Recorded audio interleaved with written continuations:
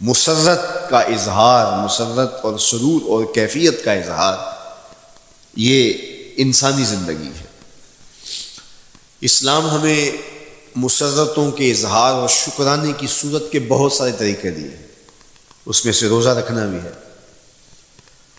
ان طریقوں میں سے ایک طریقہ نوافل ادا کر کے شکر کا اظہار کرنا بھی ہے، خیرات بانٹ کے، لوگوں کو کھانا کھلا کے مسرت کا اظہار کرنا ہے، لوگوں کو لباس پہنا کے مسرت کا اظہار کرنا ہے۔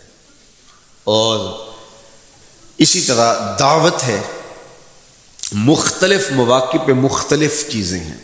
پیر کے دن حضور علیہ السلام روزہ رکھتے تھے، پوچھا حضور آپ پیر کے دن روزہ کیوں رکھتے ہیں؟ قال فیہ ولدت، کہا اس دن میں پیدا ہوا تھا۔ تو اپنی ولادت کا حضور دن پیر روزہ رکھ کے اللہ کے شکرانے میں دن گزارتے تھے۔ گو حضور علیہ السلام کی زندگی کا ایک ایک لمحہ رب کے تشکر میں بسر ہوتا ہے، لیکن حضور نے اس کی وجہ بیان کر دی کہ میں اس دن کا روزہ خاص طور پہ اس لیے رکھتا ہوں، فیہ ولدت، اس دن میری ولادت ہوئی تھی۔ اللہ اکبر۔ تو حضور کی ولادت اللہ کی بہت بڑی نعمت، اور اس پر شکرانہ خود میرے حضور نے ادا کیا ہے۔ علماء نے لکھا ہے کہ حضور کی ولادت کی خوشی یہ اللہ کی رضا کا سبب اور ذریعہ ہے۔ آپ نے سنا علماء سے کہ دین کا سب سے بڑا دشمن جس کا نام لے کے مذمت کی گئی وہ ابو لہب ہے۔ پورے قرآن میں کسی اور کافر کا ابو جہل کا نام بھی نہیں، عتبہ عتیبہ اور امیہ کا نام بھی نہیں ہے، لیکن نام لے کر کے مذمت اگر کسی شخص کی گئی وہ تو ابو لہب کی گئی۔ حضور علیہ الصلوۃ والسلام جب کوہ صفا پہ جلوہ فراز ہوئے، وَأَنذِرْ عَشِيرَتَكَ الْأَقْرَبِينَ، حکم ہوا پہلے قریبی لوگوں کو آپ اللہ کا ڈر سنائیں۔ تو حضور علیہ السلام نے قریبی لوگوں میں محنت کی، تو قریش کو، صنادید قریش کو، بنو ہاشم کو بلایا اور بلا کے حضور نے ایک بات کہی کوہ صفا پہ کہ اگر میں تمہیں کہوں اس پہاڑ کی دوسری جانب سے ایک لشکر آ رہا ہے جو تمہیں کچل دے گا تو کیا میری بات مان لو گے؟ تو انہوں نے کہا اگر نظر نہ بھی آیا تو ہم کہیں گے ہم اندھے ہیں، آپ سچے ہو، ہماری نظروں کو پھیر لگ رہا ہے، آپ جھوٹ نہیں بول سکتے، ہم نے 40 سال آپ کے شب و روز دیکھے، تو کیسے ہم یہ گمان کر رہے ہیں؟ تو حضور نے فرمایا اگر میری ذات پہ اتنا یقین ہے تو مان لو اللہ ایک ہے۔ تو ابو لہب سب سے پہلے بولا تبا لک ھنالک سائر الیوم الہذا جمعتنا معاذ اللہ، کہ آپ کا معاذ اللہ ہاتھ ٹوٹ جائے، آپ نے اس لیے ہمیں جمع کیا تھا؟ تو اللہ تعالیٰ جل شانہ نے اس کا جواب دیتے ہوئے ارشاد فرمایا تبت یدا ابی لہب وتب، ظالم تیرے دونوں ٹوٹ جائیں، ظالم تیرے دونوں ٹوٹ جائیں۔ تو ابو لہب کا نام لے کے مذمت کی گئی، لیکن یہ بدترین کافر جب حضور کی ولادت ہوتی ہے تو اس کی لونڈی سویبہ اس کو جا کے خبر دیتی ہے کہ تیرے مرحوم بھائی کے گھر بیٹا پیدا ہوا ہے۔ تو یہ بہت خوش ہو گیا، اس لیے نہیں کہ نبی تشریف لائے ہیں، اس لیے کہ میرے مرحوم بھائی کے گھر میں چراغاں ہوا۔ تو بھتیجا ہونے کے ناطے اس کو ایک سرشاری اور خوشی ہوئی، اور لونڈی کے خبر دینے پر اس نے اشارے سے اس کو کہا جا تو آزاد ہے۔ اللہ اکبر۔ یہاں سے یہ بھی سمجھیں کہ حضور نے صحن کائنات میں قدم رکھا، غلاموں کو آزادی ملنے لگی، غلامی کی زنجیریں ٹوٹنے لگی۔ تو سویبہ کو کہا جا تو آزاد ہے۔ خیر ابو لہب کی ساری زندگی آپ کو پتہ ہے، لیکن جب مر گیا تو حضرت عباس رضی اللہ تعالیٰ عنہ کو خواب میں ملا۔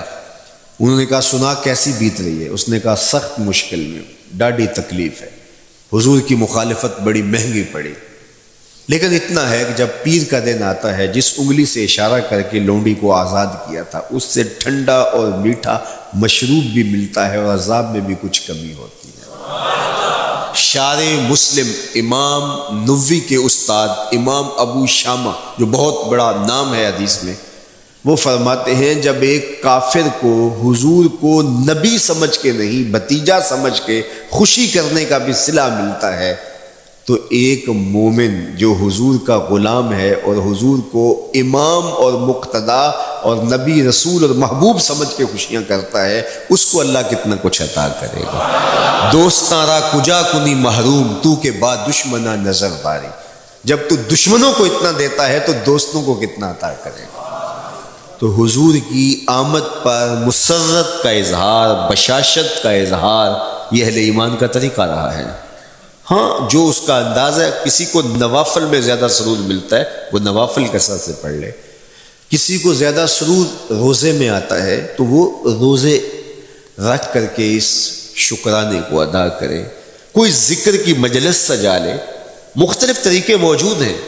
حضور علیہ السلام تشریف لائے، صحابہ بیٹھے ہوئے تھے، صحیح مسلم میں روایت ہے، سنن نسائی میں ہے اور بھی کتب حدیث میں، محفل بپا تھی، تو حضور نے آ کہا ما اجلسکم، کیوں بیٹھے ہوئے ہو؟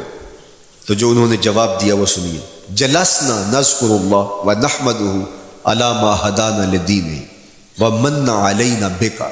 حضور ہمارے بیٹھنے کا مقصود یہ ہے کہ ہم اللہ کا شکر ادا کر رہے ہیں اس بات پر کہ اس نے ہمیں ہدایت دین عطا کی، ومن علینا بک، اور آپ کی صورت میں ہمارے اوپر احسان کیا، ہمیں آپ عطا ہوئے، اس پر اللہ کا شکر ادا کرنے کی مجلس سجائے بیٹھے۔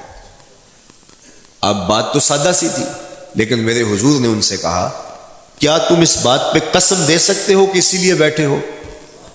تو انہوں نے کہا جی ہم قسم دیتے ہیں، ہم اسی لیے بیٹھے ہیں۔ فرمایا اٹھاؤ قسم۔ تو صحابہ نے باقاعدہ قسم دی، ہم قسم اٹھاتے ہیں، ہمارے بیٹھنے کا مقصد یہ ہے کہ اللہ کا شکر ادا کر رہے ہیں اور آپ کی صورت میں جو انعام خداوندی ملا ہے اس پر اللہ تعالیٰ کا شکریہ ادا کر رہے ہیں۔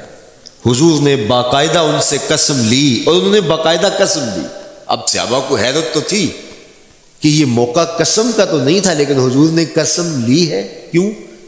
حیرت تو استجاب کی کیفیت تھی۔ حضور علیہ السلام نے فرمایا صحابہ میں تم سے جو بھی قسم لی ہے یہ کسی تہمت کی بنیاد پر نہیں لی، یعنی تمہارے قول کی صداقت میں مجھے کوئی شک نہیں تھا کہ میں نے قسم سے تصدیق کی ہو، بلکہ اس کا سبب اور تھا۔ بعض اوقات قسم اس لیے کی جاتی ہے کہ کسی متردد ذہن کو مطمئن کرنا ہوتا ہے، اور بعض اوقات قسم واقعہ کی اہمیت کو بڑھانے کے لیے کی جاتی ہے۔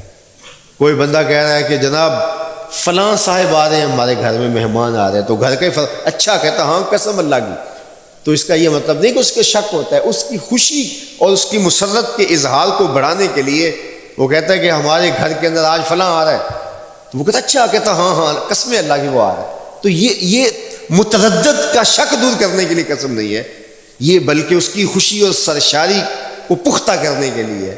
تو عربوں میں قسم مختلف وجہ سے کی جاتی تھی، تو حضور نے فرمایا یہ جو میں نے تم سے قسم لی ہے یہ کسی تہمت کی بنیاد پہ نہیں لی، بلکہ اس قسم کا سبب کیا ہے سنو۔ پھر حضور نے خود بتایا، فرمایا تم یہاں بیٹھے تھے، میں حجرے میں بیٹھا تھا، اتانی جبریل علیہ السلام، میرے پاس جبریل امین حاضر خدمت ہوئے، فاخبرنی ان اللہ یباہی بکم الملائکہ، تو مجھے انہوں نے خبر دی ہے، محبوب ذرا باہر تو نکل کے دیکھو، صحابہ تمہارے اس عمل پر اللہ فرشتوں میں ناز کر رہا ہے، اللہ فرشتوں میں فخر کر رہا ہے کہ دیکھو میں نے ان کو نعمت دی، کتنے قدردان نکلے، اس نعمت کا شکرانہ ادا کر رہے ہیں۔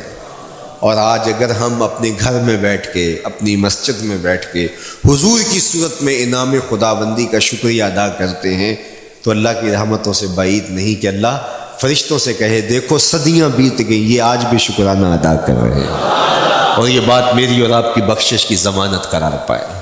تو حضور کی صورت میں جو انعام ہوا، حضرت حسان بن ثابت اکثر کہا کرتے تھے منا علینا ربنا ام بعث فینا محمدا، ہمارے رب نے ہمارے اوپر احسان کر دیا ہے کہ محمد عربی عطا کر دیا۔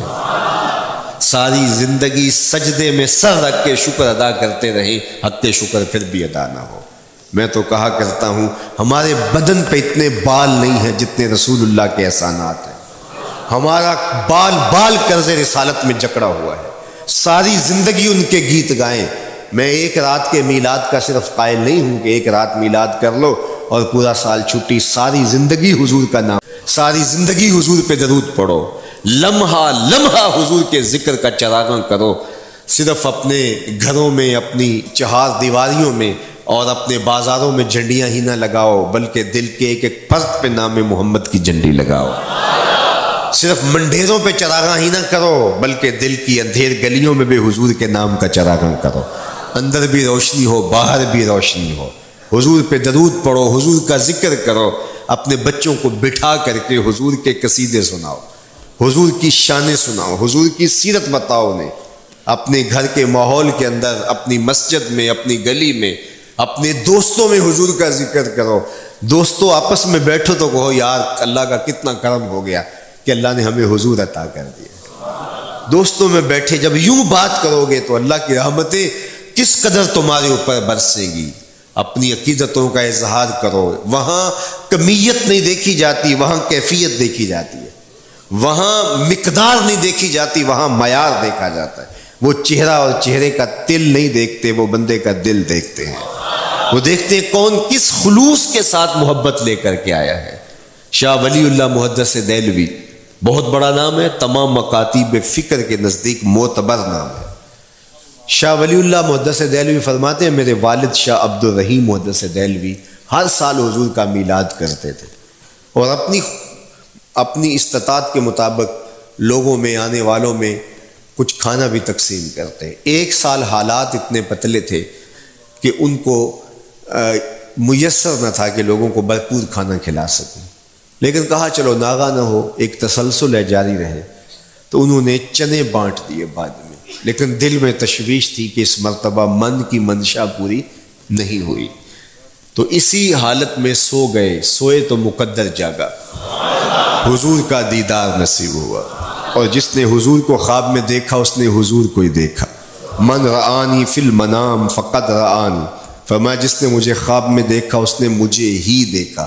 فإن الشیطان لا یتمثل بی، شیطان میری مثل ہو ہی نہیں سکتا، خواب میں آ کر بھی حضور کی مثل ہونے کا دعویٰ نہیں کر سکتا، جس نے مجھے دیکھا اس نے مجھے ہی دیکھا۔ اور دوسری بات، حضور جس کے خواب میں آئے قصد، ارادے اور مرضی سے آئے۔ تیسری بات، حضور علیہ الصلوۃ والسلام نے خواب میں کسی کو کچھ عطا کیا تو وہ حقیقت میں عطا کیا۔ ویسے میں خواب میں کسی سے کچھ لیتا ہوں، آپ خواب میں کسی سے کچھ لیتے ہیں یا کسی کو کچھ دیتے ہیں تو وہ محض خواب ہوتا ہے۔ آپ نے کسی سے قرض لینا ہو تو وہ خواب میں آ کے ادا کر دے تو صبح اٹھ کے کھاتے سے نام کاٹ دیں گے؟ آپ کہیں گے خواب میں ادا کیا۔ بھوک میں تڑپتے سو گئے، رات عالی نسب ہوٹل سے کھانا کھاتے رہے، صبح بھوک محسوس کریں گے یا نہیں؟ خواب میں کھایا ہے نا۔ وہ کیا کسی نے کہا 100 بار میرے ہاتھوں میں تیرا دامن آیا، جب آنکھ کھلی تو اپنا ہی گریباں تھا۔ کچھ نہیں ہوتا، خواب محض خواب ہوتا ہے۔ لیکن اگر حضور کسی کو خواب میں کچھ عطا کرے، امام بوصیری سے پوچھو، رات چادر ملتی ہے، صبح اٹھتے ہیں کندھوں پہ موجود ہوتی ہے۔